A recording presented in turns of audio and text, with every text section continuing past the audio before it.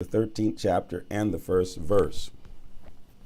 When a prophet or visionary gets up in your community and gives out a miracle, sign, or wonder, and the miracle, sign, or wonder that he gave out happens, and he says, let's follow other gods. These are gods you know nothing about. Let's worship them. Don't pay attention to what that prophet or visionary says. God, your God, is testing you to find out if you totally love him with everything you have in you. You are to follow only God, your God.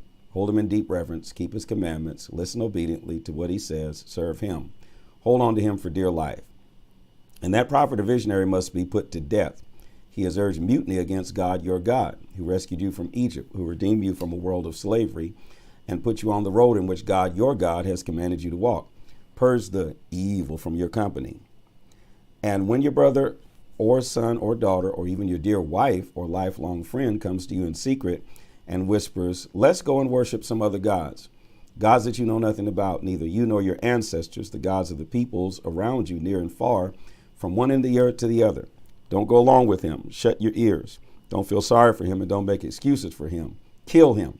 That's right. Kill him. I was going to ask that. You throw the stone first. Take action at once and swiftly with everybody in the community getting in on it at the end. Stone him with stones so that he dies. He tried to turn you traitor against God, your God, the one who got you out of Egypt and the world of slavery. Every man, woman, and child in Israel will hear what's been done and be in awe. No, they're going to be scared. No one will dare do an evil thing like this again. When word comes in from one of your cities that God, your God, is giving you to live in, reporting that evil men have gotten together with some of the citizens of the city and have broken away, saying, let's go and worship other gods, gods you know nothing about, then you must conduct a careful examination, ask questions, investigate. If it turns out that the report is true and this abomination did in fact take place in your community, you must execute the citizens of that town, kill them, setting that city apart for holy destruction. The city and everything in it, including its animals? What did the animals do? Oh, Lord. Thank God for grace in the New Testament. Jesus. Gather the plunder in the middle of town square and burn it all, town and plunder together up in smoke, a holy sacrifice to God, your God. Leave it there, ashes and ruins. Don't build on that site again, and don't let any of the plunder devoted to holy destruction stick to your fingers. Get rid of it so that God may turn from anger to compassion, generously making you prosper just as he promised your ancestors. Yes, obediently listen to God, your God. Keep all his commands that I am giving you today. Do the right thing in the eyes of God, your God. Deuteronomy 14, you are children of God, your God. So don't mutilate your bodies or shave your heads in funeral rites for the dead. You are a people holy to God, your God. God chose you out of all the people on earth as his cherished personal treasure. Don't eat anything abominable. These are the animals you may eat: ox, sheep, goat, deer, gazelle, roebuck, wild goat, ibex, antelope, mountain sheep, any animal that has a cloven hoof and chews the cud. But you may not eat camels, rabbits, and rock badgers because they chew the cud because they don't have a cloven hoof. That makes them ritually unclean. And pigs, don't eat pigs. They have a cloven hoof, but don't chew the cud, which makes them ritually unclean. Don't even touch a pig's carcass. This is what you may eat from the water, anything that has fins and scales. But if it doesn't have fins or scales, you may not eat it. It's ritually unclean. You may eat any ritually clean bird. These are the exceptions, so don't eat these: eagle, vulture, black vulture, kite, falcon, the buzzard family, the raven family, ostrich, nighthawk, the hawk family, little owl, great owl, white owl, pelican, osprey, cormorant, stork, the heron family, hoopoe, and bat. Winged insects are ritually unclean. Don't eat them, but ritually clean winged creatures are permitted. Because you are a people holy to God, your God, don't eat anything you find dead. You can, though, give it to a foreigner in your neighborhood for a meal. Oh, Lord, forgive me, Jesus, have mercy. You can't eat no roadkill, but you can give it to somebody else. Whoo, thank God for the New Testament. You can, though, give it to a foreigner in your neighborhood for a meal or sell it to a foreigner. Poison them. Good Lord. Don't boil the kid in its mother's milk. Make an offering of 10%, a tithe of all the produce which grows in your fields year after year. Bring this into the presence of God, your God, at the place he designates for worship, and there eat the tithe from your grain, wine, and oil, and the firstborn from your herds and flocks. In this way you will learn to live in deep reverence before God, your God, as long as you live. But if the place God, your God, designates for worship is too far away, you can't carry your tithe that far, God, your God, will still bless you. Exchange your tithe for money and take the money to the place God, your God, has chosen to be worshiped. Use the money to buy anything you want, cattle, sheep, wine, or beer.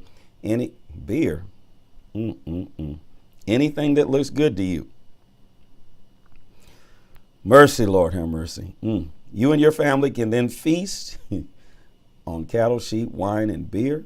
You and your family can then feast in the presence of God, your God, and have a good time. Woo, thank God for the New Testament. Meanwhile, don't forget to take good care of the Levites who live in your towns. They won't get any property or inheritance of their own as you will. At the end of every third year, gather the tithe from all your produce of that year and put it aside in storage. Keep it in a reserve. For the Levite, you won't get any property or inheritance as you will, and for the foreigner, the orphan, and the widow who live in your neighborhood. That way they'll have plenty to eat, and God, your God, will bless you in all your work. Deuteronomy 15, at the end of the 7th year, cancel all debts. This is the procedure. Everyone who has lent money to a neighbor writes it off. You must not press your neighbor or his brother for payment. All debts are canceled. God says so. You may collect payment from foreigners, so you can take their money, but not to your Israelites. But whatever you've lent to your fellow Israelite, you must write off. There must be no poor people among you, because God is going to bless you lavishly in this land that God, your God, has given you as an inheritance, your very own land. But only if you listen obediently to the voice of God, your God, diligently observing every commandment that I command you today. Oh, yes, God, your God, will bless you just as he promised you. You will lend to many nations, but won't borrow from any. You'll rule over many nations, but none will rule over you.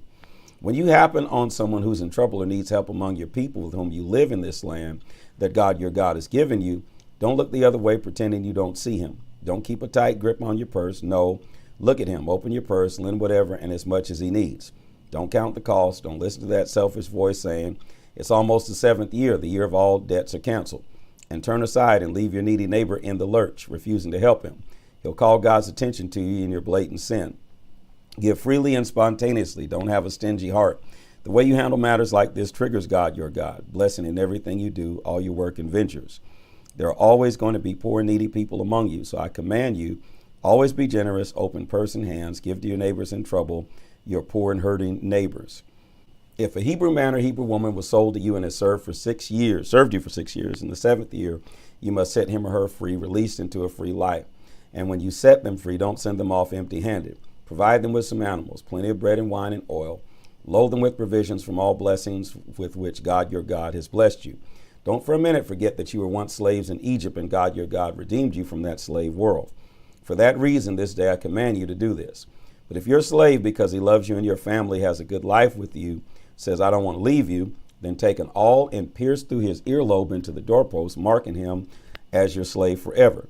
Do the same with your women slaves who want to stay with you. Don't consider this an unreasonable hardship, this setting your slave free. After all, he's worked 6 years for you at half the cost of a hired hand. Believe me, God, your God, will bless you in everything you do. Set apart to God, your God, all the firstborn males in your herds and flocks. Don't use the firstborn from your herds as work animals. Don't shear the firstborn from your flocks.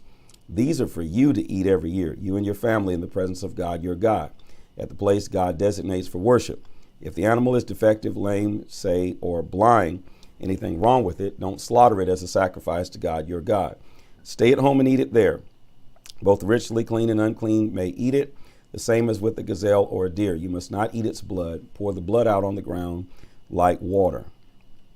Deuteronomy 16. Observe the month of Abib by celebrating the Passover to God, your God. It was in the month of Abib that God, your God, delivered you by night from Egypt. Offer the Passover sacrifice to God, your God, at the place God chooses to be worshiped by establishing his name there. Don't eat yeast bread with it. For 7 days, eat it with unraised bread, hard times bread, because you left Egypt in a hurry. That bread will keep the memory fresh of how you left Egypt for as long as you live. There is to be no sign of yeast anywhere for 7 days, and don't let any of the meat that you sacrifice in the evening be left over until morning. Don't sacrifice the Passover in any of the towns that God, your God, gives you, other than the one God, your God, designates for worship.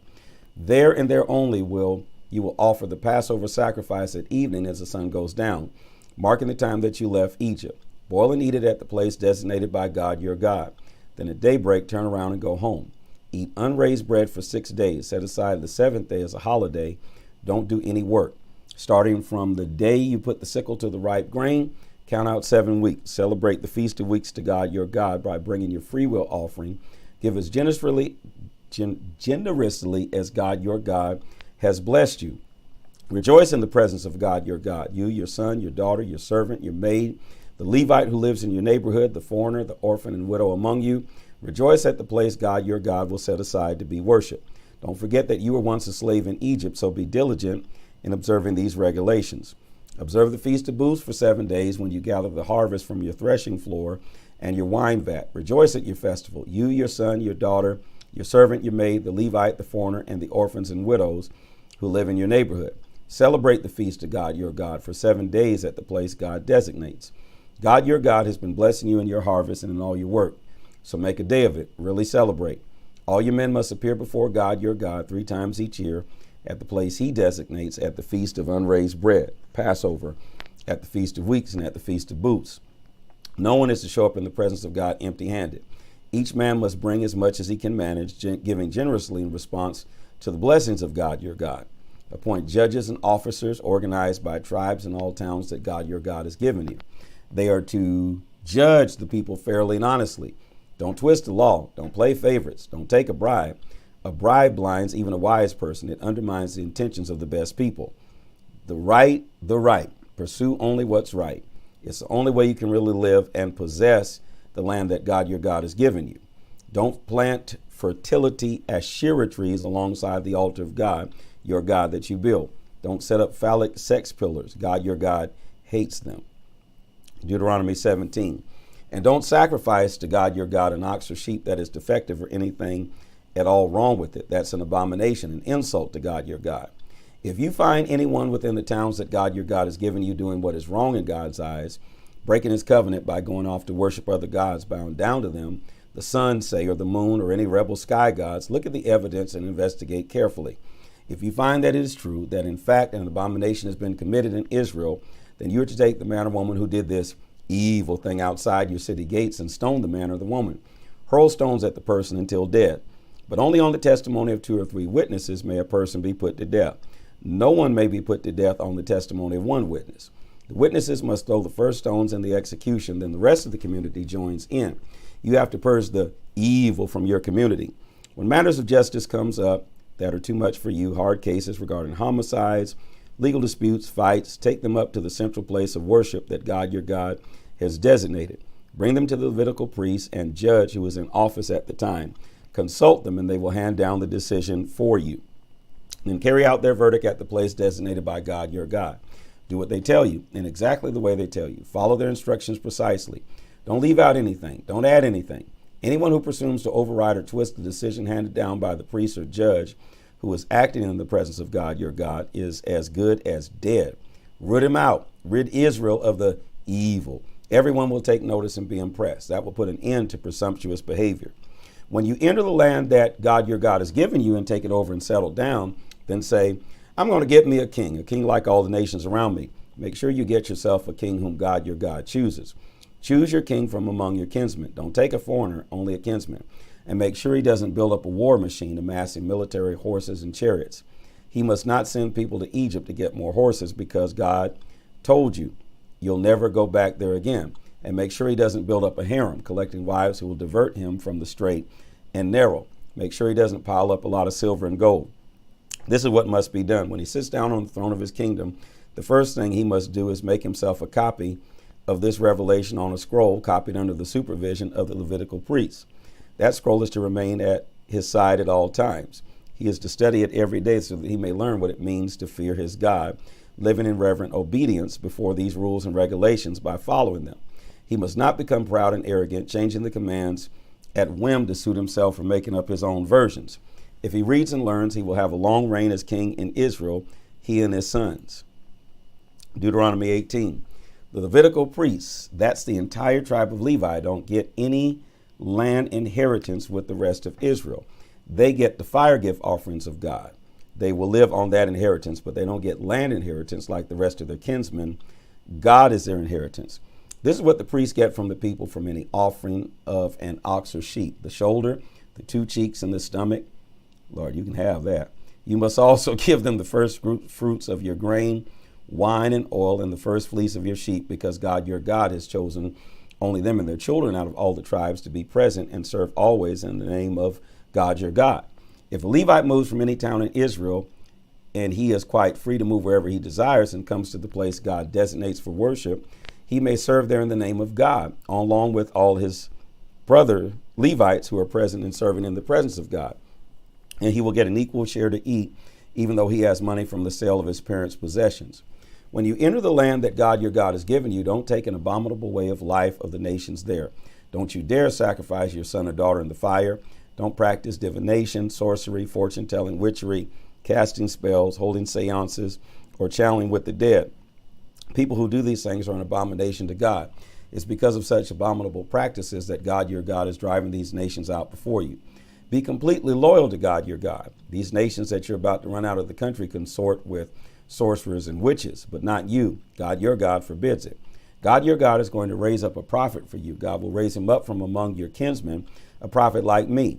Listen obediently to him. This is what you asked God your God for at Horeb on the day you were all gathered at the mountain and said, we can't hear any more from God your God.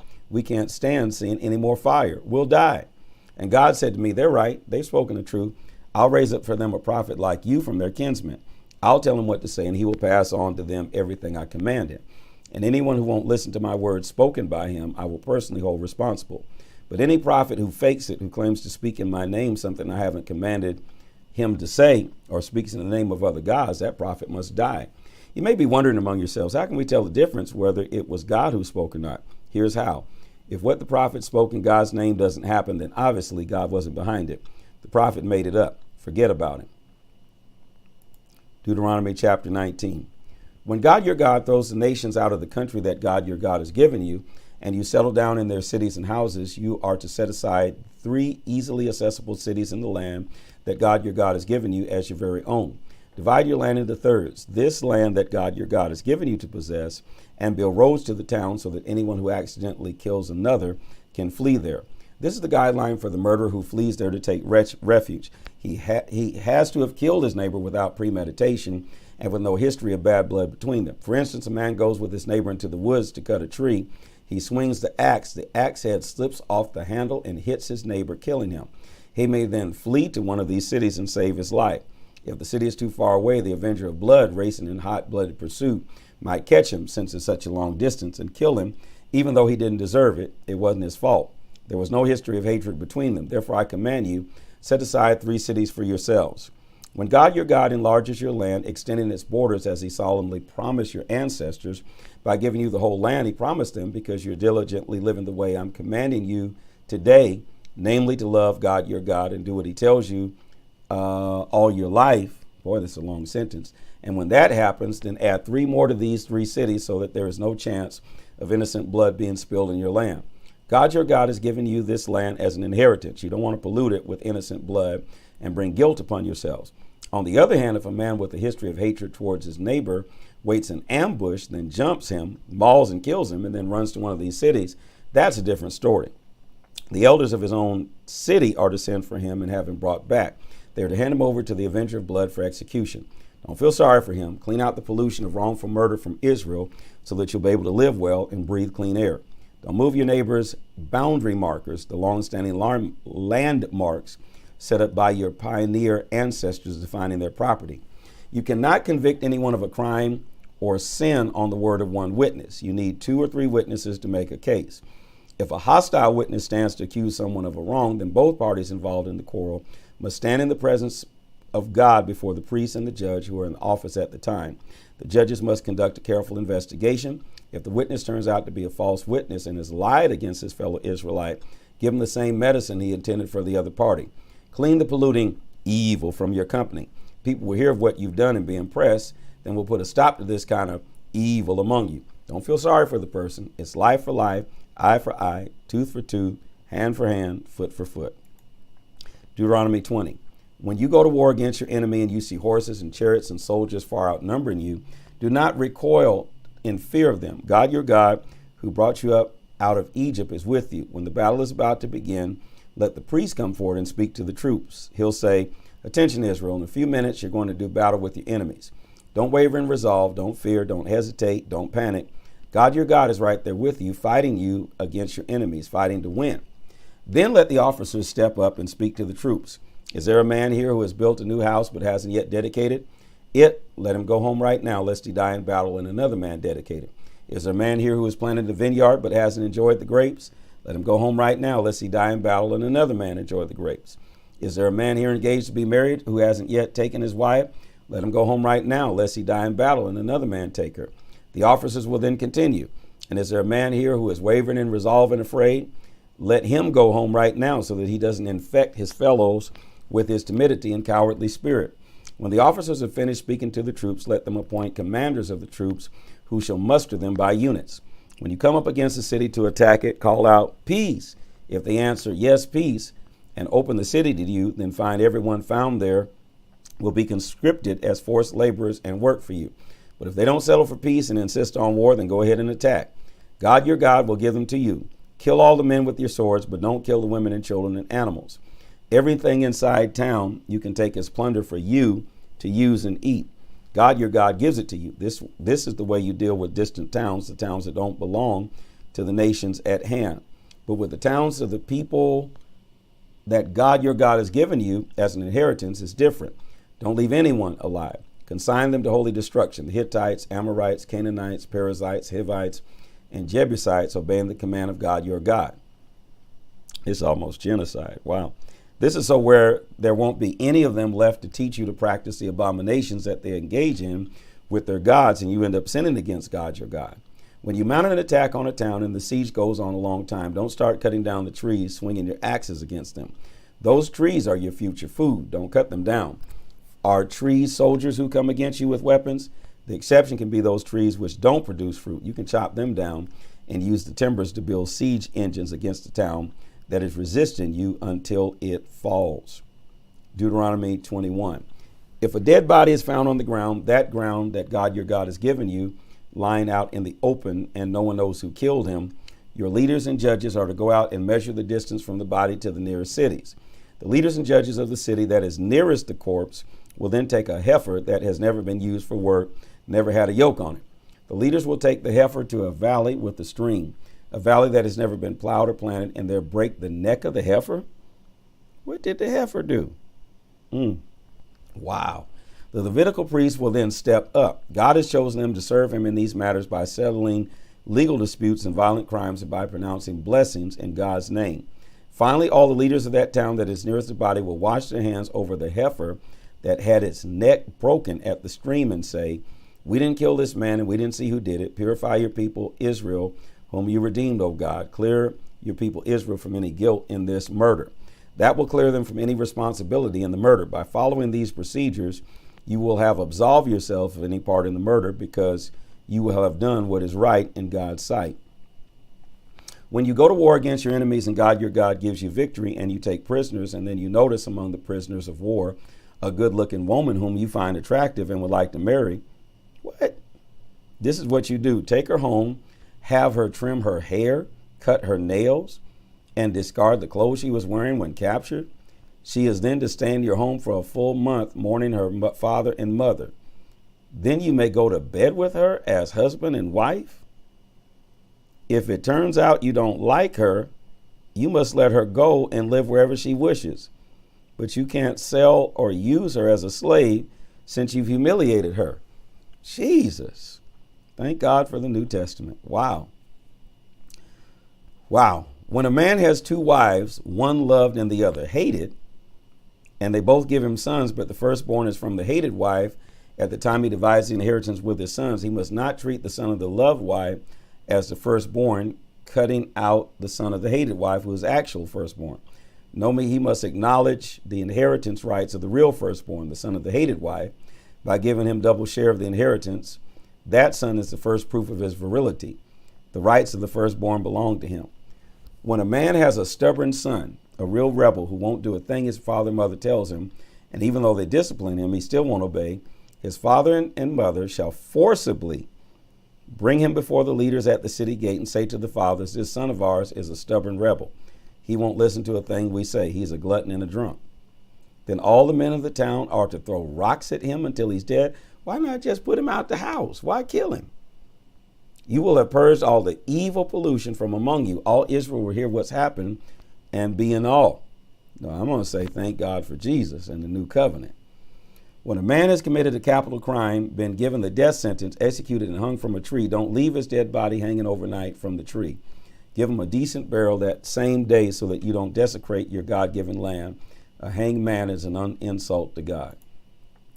This is the word of the Lord, but I say it again. Thank God for Jesus and the new covenant, that we are not up under this. My God. Thank God